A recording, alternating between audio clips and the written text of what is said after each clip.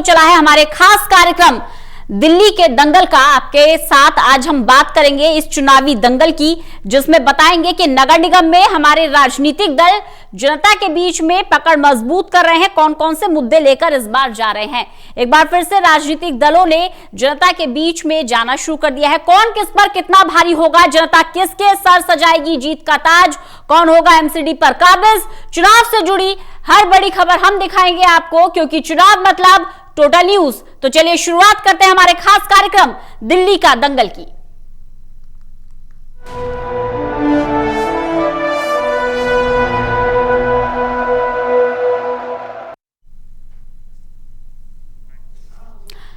और आज बात करेंगे महासंग्राम की। महासंग्राम रमेश नगर वार्ड 101N पर आज चर्चा करेंगे। खास मेहमान हमारे साथ जुड़े हुए हैं। वीना विरमानी जी हमारे साथ जुड़ी हुई हैं, पूर्व अध्यक्ष हैं स्थायी समिति उत्तरी दिल्ली नगर निगम, मौजूदा निगम पार्षद भी हैं। साथ ही साथ संदीप भारद्वाज जी भी हमारे साथ जुड़े हुए हैं, आम आदमी पार्टी के नेता हैं। आप दोनों का ही बहुत बहुत स्वागत करती हूँ। बबलू सिंह भी हमारे साथ थोड़ी देर में जुड़ेंगे, कांग्रेस के नेता। सबसे पहले वीना विरमानी जी के पास जाएंगे। वीना जी, क्योंकि 5 साल आप काम कर चुकी हैं, आप कह रही हैं कि एमसीडी काम कर रही है, बहुत सारी समस्याएं भी रही हैं रमेश नगर वार्ड 101N की। सबसे पहले आप जनता को अपना रिपोर्ट कार्ड दे दीजिए। 40 सेकंड मैडम। मैं वीना विरमानी रमेश नगर वार्ड नंबर 101 से निगम पार्षद हूँ। पूर्व में डीडीए की मेंबर भी रही हूँ और स्थायी समिति की अध्यक्षा भी रही हूँ।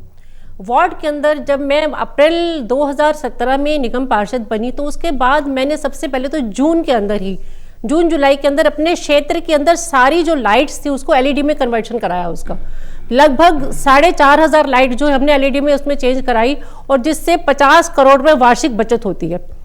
रमेश नगर के अंदर एक हमारे पास 6 एकड़ लैंड थी, जो कि एक बिल्कुल कूड़ा घर थी, लाइक एक बहुत बड़ी लैंडफिल साइट थी। हमने उसको पूरा क्लियर कराया। उसके अंदर बहुत ही खूबसूरत नक्षत्र वाटिका का निर्माण कराया, जो कि एक आइकन है पूरे रमेश नगर वार्ड के लिए। बहुत ही खूबसूरत नक्षत्र वाटिका बनाई।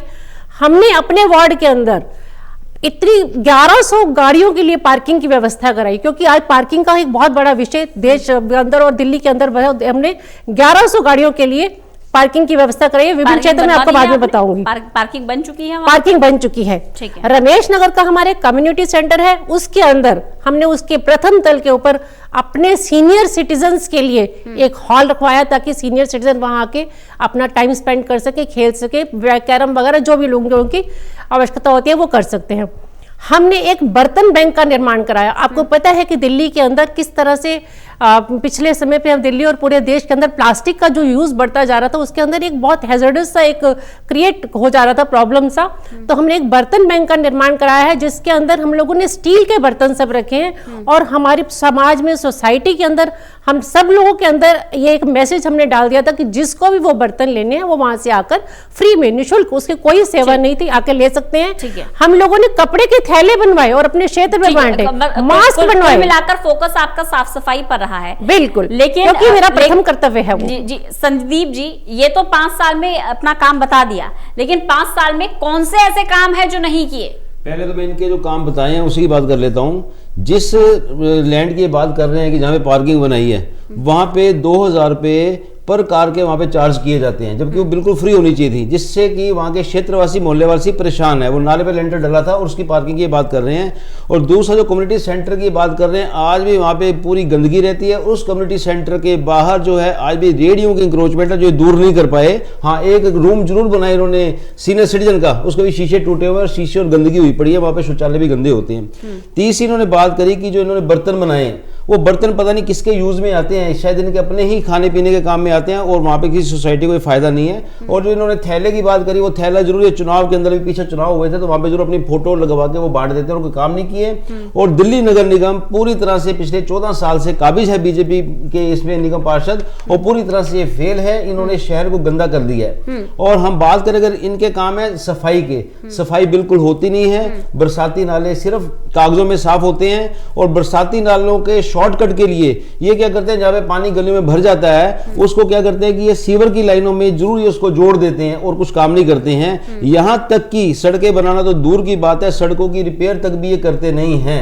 और दूसरा ये हमारी निगम पार्षद विरमानी जी बैठी हैं, इनके बिल्कुल घर के पास में वहाँ पे आवारा जानवर वहाँ पे घूमते हैं और वहाँ पे एक चौक है वहाँ पे जहाँ पे मंदिर है बिहारी जी का, उसके पास गाय वहाँ पे अपना जो लोग जूठन फेंक देते हैं वो खाती हैं, कुत्तों की समस्याएं हैं और क्लस्टर के अंदर जो है वहाँ पे नालियाँ जो हैं वो जाम रहती हैं, चौक रहती हैं और वहाँ पे जो है ना जो उस नालियों की वजह से जो वहाँ पे फर्नीचर मार्केट है, जो मार्बल मार्केट है, उसके नाले भरे के भरे रह जाते हैं। ये सवाल मार्बल मार्केट के नाले आपने बहुत वाजिब है कि जो इंडस्ट्रियल वेस्ट निकलता है वो नालों में डाल दिया जाता है, बारिश जैसे ही आती है सीवेज सिस्टम पूरी तरह से कोलैप्स हो जाता है। बहुत ही अच्छा पॉइंट संजीव जी ने स्वयं कह दिया है कि डीएसआईडीसी के अंदर पूरे नाले भरे हुए हैं, पीडब्ल्यूडी के नाले भरे हैं क्योंकि ये नालों को साफ नहीं करवाते हैं। नालों की सफाई नहीं, वो नाले दिल्ली सरकार के नाले हैं, वो नाले दिल्ली सरकार के नाले हैं और ये अपने मुंह से स्वयं आपकी सच्चाई निकल रही है कि नाले भरे हुए हैं। कौन सा नाला दिल्ली सरकार का है और कौन सा एमसीडी का है, ये पब्लिक कैसे डिसाइड करेगी? छोटे नाले 4 फुट से नीचे के नाले जो है वो एमसीडी के पास आते हैं। अल्टीमेटली उन जो नालों का जो वेस्ट है वो बड़े नालों में जाता है, लेकिन वो बड़े नालों की सफाई नहीं होती है। 7 साल हो गए हैं, डीडे के पास हैं, 7 साल हो गए हैं। बड़ा बुरा हाल है। जखीरा से लेकर नजफगढ़ रोड तक जो सीवर लाइन है वो 7 साल में एक बार भी साफ नहीं हुई है और वो उसकी वजह से सारी सीवर लाइन अंदर ब्लॉक रहती है। मेरे साथ संजीव जैन से पूछिए कि क्या 7 साल में वो हर वर्ष जब खुराना जी हुआ करते थे हर कोई डाइवर्शन नहीं है। आप ये देखिए संजीव जी, एमसीडी ईमानदारी से कार्य कर रही है। आप 6,500 करोड़ रुपया आप 5 साल में उत्तरी दिल्ली नगर निगम का रोक के बैठे हैं। आप पैसे जो पहले आपने एक विषय उठाया, नाले इन्हीं के हैं और ये सफाई नहीं करते। मैं अभी आपको कल की बात बताती हूँ।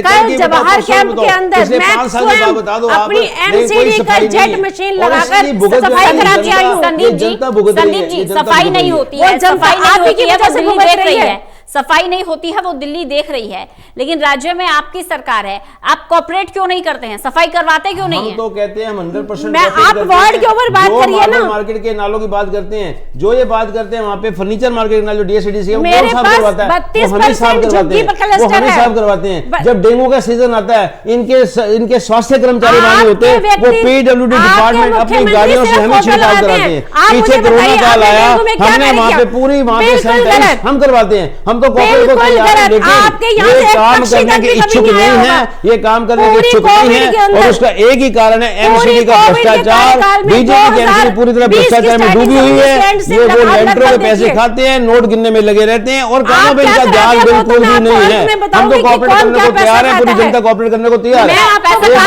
एक बात मैं और बता देता हूँ, सफाई व्यवस्था एमसीडी ने देखी। मैडम संदीप जी थोड़ा तथ्यों पे बात कीजिए, पैसे कहाँ खाए जा रहे हैं? हाँ जी, कहाँ पैसे खाए जा रहे हैं? पैसे भ्रष्टाचार के आप आरोप लगा रहे हैं, कहाँ? जो यहाँ पे जो है जितने भी मकान वहाँ बन रहे हैं वहाँ लेंटरों के पैसे खाए जा रहे हैं और ये अखबारों में छप रहा है, ये अखबारों में छप रहा है, हम अखबारों से पढ़ते हैं। अच्छा वीना जी, क्या ये सच है कि 2,000 रुपए प्रति कार के हिसाब से लिया जाता है? देखिए एमसीडी की पार्किंग है वो पेड पार्किंग है, वो फ्री पार्किंग नहीं है। एक तो दिल्ली सरकार एमसीडी को उसका शेयर नहीं दे रही, वो पार्किंग एमसीडी नहीं, इसमें कोई बुराई नहीं है, रेवेन्यू जनरेट तो करना पड़ेगा। इसमें कोई बुराई नहीं है। अरे मैं आपसे क्लियर करना चाह रही हूं, 1000 करोड़ रुपया उत्तरी दिल्ली नगर निगम का बकाया है, 13,000 करोड़ पूरी दिल्ली का। ये कहते हैं जी दिल्ली सरकार लेके बैठी हुई है, देना है हमने केजरीवाल जी से 13,000 करोड़ लेना है और इन्होंने उसके बैनर पूरी दिल्ली में लगा दिए, जबकि मनीष सिसोदिया ने और उसके बावजूद इनके जो है ना, इनके जो एमसीडी है, नॉर्थ एमसीडी है 2,037 करोड़ रुपया दिल्ली सरकार ने लेना है, ईस्ट एमसीडी से 1395 करोड़ रुपया दिल्ली सरकार ने लेना है, साउथ एमसीडी 380 करोड़ रुपया दिल्ली सरकार ने लेना है और दिल्ली सरकार का जो पैसा है अभी चौथी किस्त भी आ रही है, और जाके मैंने स्वयं लेकिन ये केजरीवाल जी से कहा था और केजरीवाल जी ने माना था उस समय कि हमारे मंत्री बात करेंगे, केंद्र सरकार के में लेकिन वो अपनी बात से मुड़ जाते हैं, सामने जब जाओ तो बात वहां पे ये डबल इंजन की सरकार बोलते हैं, तो डबल इंजन यहाँ पे भी लगा देते एमसीडी के साथ भी, ताकि केंद्र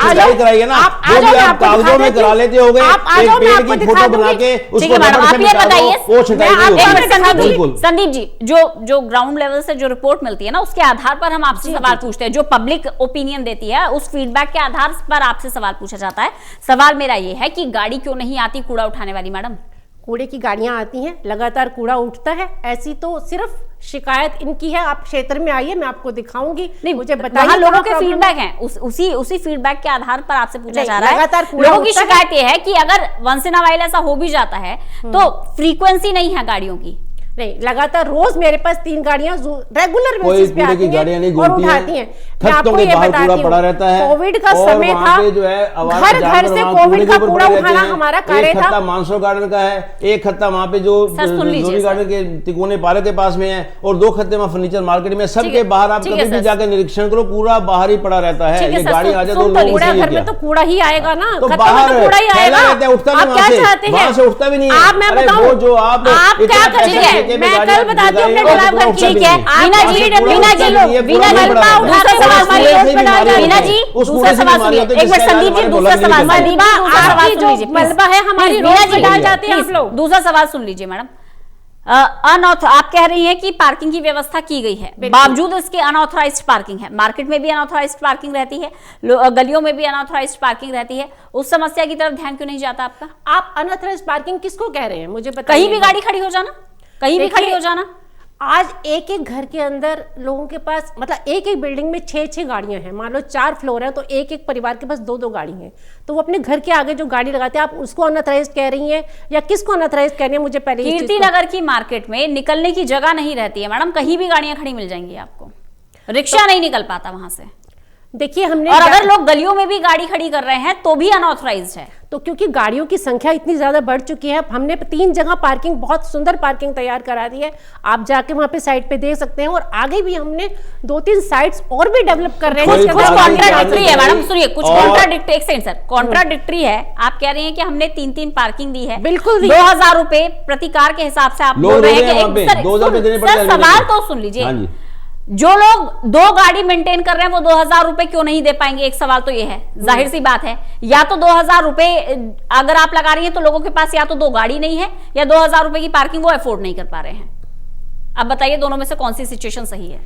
देखिए, गाड़ी के पास उनकी पार्किंग का प्लेस उनको मिल चुका है और वो उनका जो रेट है 2000 है या 1500 है, मैं उसका नहीं जानती हूँ कि वो कितने पैसे, लेकिन वो पेड पार्किंग के पैसे तो उनको देने ही है। क्योंकि जो हम सुविधा लेते हैं, लेकिन पेड पार्किंग की तरफ पब्लिक नहीं जा पा रही ना मैडम, आप समझिए। पार्किंग अगर गलियों में गाड़ियां खड़ी हुई हैं, निकलने की जगह नहीं हो रही है, रिक्शा नहीं निकल पा रहा है, तो इसका मतलब ये है कि उस सुविधा तक या तो उनकी रीच नहीं है या वो अफोर्ड नहीं कर पा रहे हैं 2000 रुपए। ऐसा नहीं है, लोग रीच भी है और लोग जा भी रहे हैं। नहीं है वहाँ पे, आप जाएं वहाँ पे, आके देखिए, मैं आपको बताऊंगी। लोग परेशान है, हमारे पास आते हैं, लेकिन हमारी अभी लोग आपकी नाकामियों की वजह से परेशान है, सड़कें टूटी हुई हैं, इस वजह से परेशान है। को टैंकी वाले पार्क की लाइन छुड़वाई, अगर वहाँ पे पार्किंग बना देना, तो मैडम ने सवाल किया है, उसकी समस्या भी दूर हो जाए। लेकिन इनका जान कमाने आपकी वजह से लोग परेशान हैं। आज जो मॉल्स हैं वहाँ पे फ्री पार्किंग है और सरकार ने एमसीडी की डिस्पेंसरीज में वीना जी, एमसीडी की डिस्पेंसरीज में भी आप देखेंगे प्रॉपर दवाइयां नहीं होती हैं।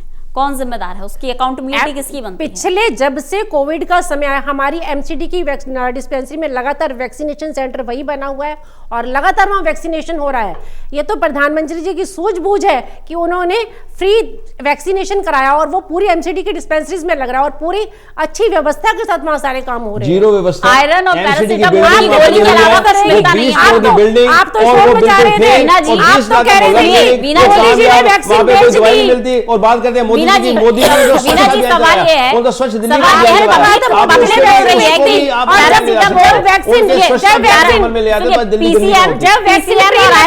पीसीएम और आयरन के अलावा दवाइयां अवेलेबल नहीं होती हैं, ये पब्लिक कहती है।